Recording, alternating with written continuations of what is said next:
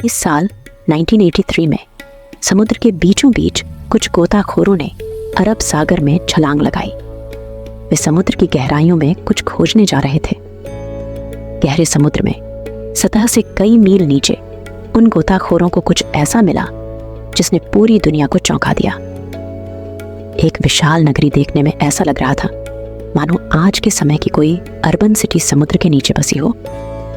ऊंची ऊंची दीवारें, सड़कें, मूर्तियां, महल और एक पूरा व्यवस्थित शहर। समुद्र के अंदर ऐसी नगरी देखकर वो सारे गोताखोर हैरान हो गए।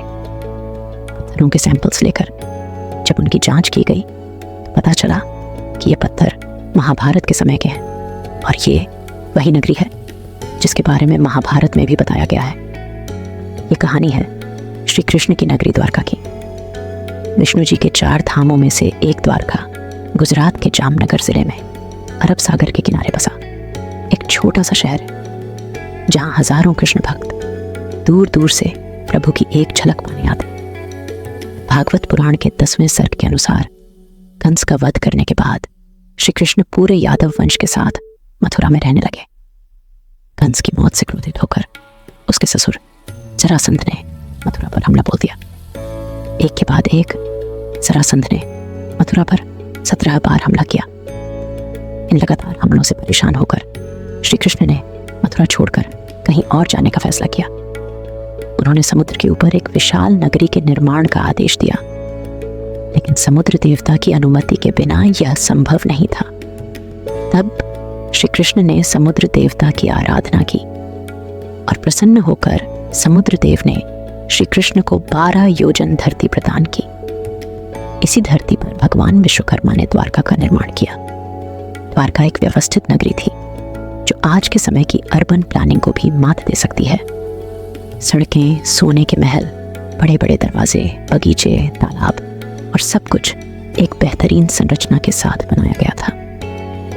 नगर के बीचों बीच श्री कृष्ण का महल था जो यहाँ की सबसे खूबसूरत इमारत थी। जब यह नगरी बनकर तैयार हो गई तब श्री कृष्ण अपनी योग माया से अपने परिवार के साथ पूरे यादव वंश को मथुरा से द्वारका ले आए और इसके बाद उन्होंने मथुरा जाकर जरासंध और काले वन से युद्ध किया। विजय होने के बाद श्री कृष्ण द्वारका नगरी में लौट आए और अपने परिवार के साथ खुशी से रहने लगे। लेकिन जिस प्रकार इस धरती पर जन्म लेने वाला हर जीव सुख और दुख के बीच बंधा होता है, वैसे ही श्री कृष्ण भी इस चक्र का एक हिस्सा थे। कुछ समय बाद पांडवों और कौरवों के बीच महाभारत का युद्ध शुरू हुआ, जिसमें श्री कृष्ण ने अर्जुन के सारथी के रूप में महत्वपूर्ण भूमिका निभाई।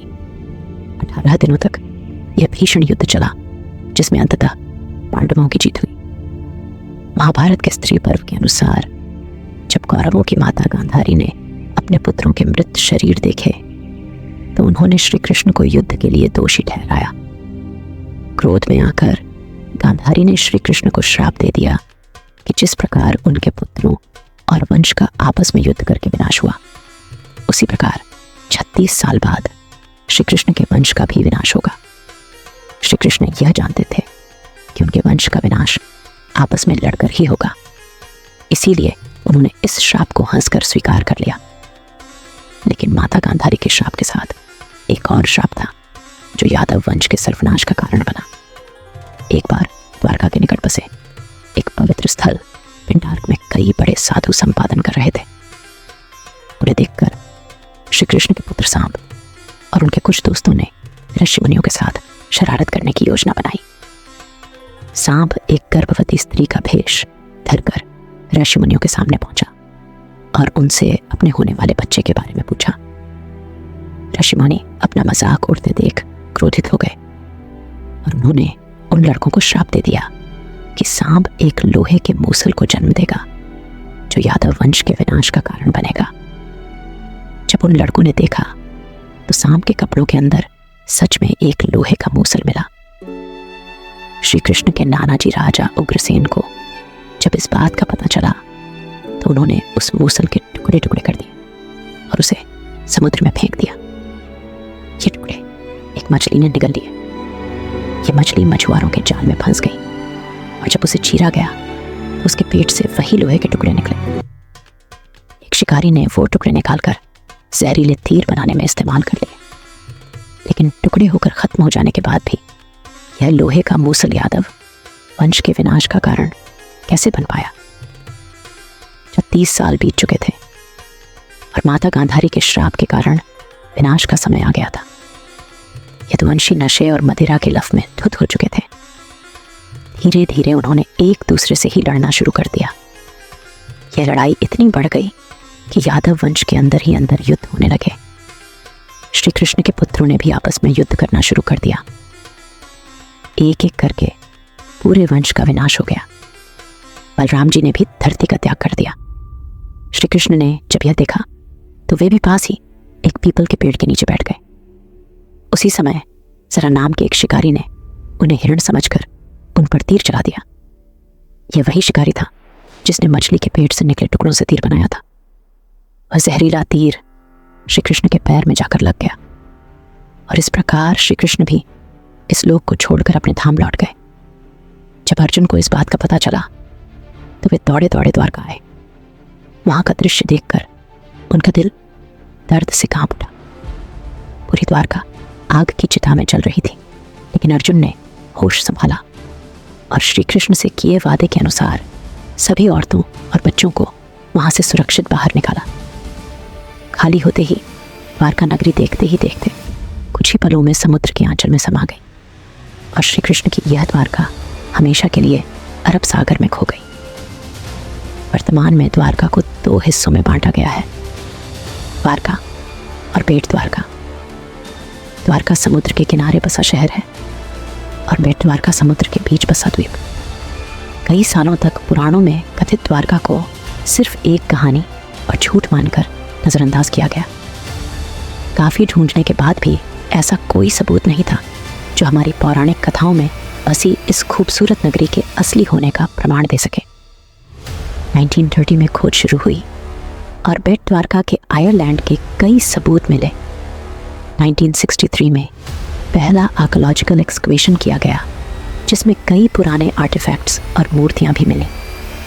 इन खोजों से एक इंटरेस्टिंग थ्योरी सामने आई जिसके मुताबिक श्री कृष्ण द्वारका से अपने पूरे राज्य का प्रशासन देखते थे और बेट द्वारका में अपने परिवार के साथ रहते थे। इसके बाद 1983 से 1990 के बीच एक अंडर वाटर आर्कियोलॉजिस्ट डॉ राव और उनकी टीम इस मिशन को पूरा करने के लिए आगे आई। पानी के अंदर बहुत दिनों तक ढूंढने के बाद उन्हें पानी के नीचे एक अद्भुत नगरी के अवशेष मिले। उस नगर की दीवारों की मजबूत नींव के साथ कई पत्थर, खंबे, मूर्तियां, सिंचाई प्रणाली और भी बहुत कुछ मिला। लेकिन आखिर इस बात का अंदाजा कैसे लगाया जा सकता था कि पानी के अंदर ग्राउंड लेवल से कई गुना नीचे जो अवशेष मिले वो श्री कृष्ण की नगरी द्वारका के ही थे। इस बात की पुष्टि करने के लिए आर्कियोलॉजिस्ट ने उन पत्थरों की कार्बन डेटिंग करने का फैसला किया। कार्बन डेटिंग एक ऐसी प्रक्रिया है जिसमें प्रयोग के माध्यम से पत्थरों की संभावित आयु निकाली जाती है। डॉक्टर नारहरि आचार्य ने महाभारत में उल्लिखित ग्रहों की स्थिति और उल्काओं की जानकारी से यह गणना की कि महाभारत का युद्ध 3126 आईपू में हुआ था। महाभारत के अनुसार द्वारका का निर्माण भी द्वापर युग में ही हुआ था और इन पत्थरों की कार्बन डेटिंग निकालने के बाद पता चला कि ये पत्थर उस समय से काफ़ी करीब हैं। लेकिन पत्थर तो किसी भी समय के हो सकते हैं, फिर इस बात का मजबूत सबूत कैसे माना जा सकता है?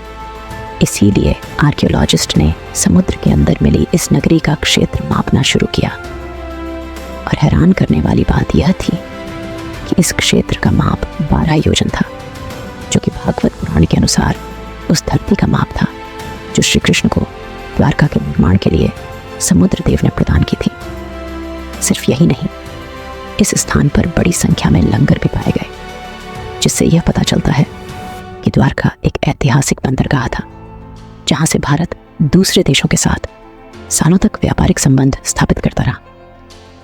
फंड की कमी के कारण यह खोज रोक दी गई, लेकिन 2007 में archaeological survey on off India ने इसे फिर से शुरू किया और आज भी यह खुदाई जारी है।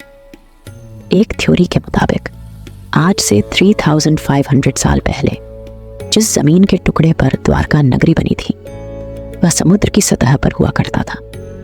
लेकिन जैसे जैसे समुद्र का स्तर बढ़ा, श्री कृष्ण की यह नगरी पानी में डूब गई। लेकिन फिर सवाल यह भी है कि समुद्र का स्तर धीरे धीरे बढ़ता है और महाभारत के महाप्रस्थानी का पर्व के अनुसार अर्जुन की आंखों के सामने द्वारका के तट से टकरा रही लहरों ने एक पल में पूरी द्वारका को अपने बहाव में समेट लिया। आज कई लोग महाभारत और रामायण को भगवान विष्णु के धरती पर जन्मे अवतार और बाकी पौराणिक कहानियों को एक मिथक मानते हैं। लेकिन सिर्फ द्वारका ही नहीं, बल्कि ऐसी और भी कई खोजें हैं जो यह साबित करती हैं कि इस धरती पर मानव का अस्तित्व सिर्फ हड़प्पा और मोहनजोदड़ो के समय का नहीं, बल्कि उससे भी हजारों वर्ष पहले का है। अगर आपको यह वीडियो पसंद आए तो इसे लाइक और शेयर करें और हमें कमेंट में बताएं कि और किस टॉपिक के बारे में आप जानना चाहते हैं। ऐसी ही अनसुनी, अनकही और अनदेखी कहानियों के लिए टाइमलेंस AI को सब्सक्राइब करें।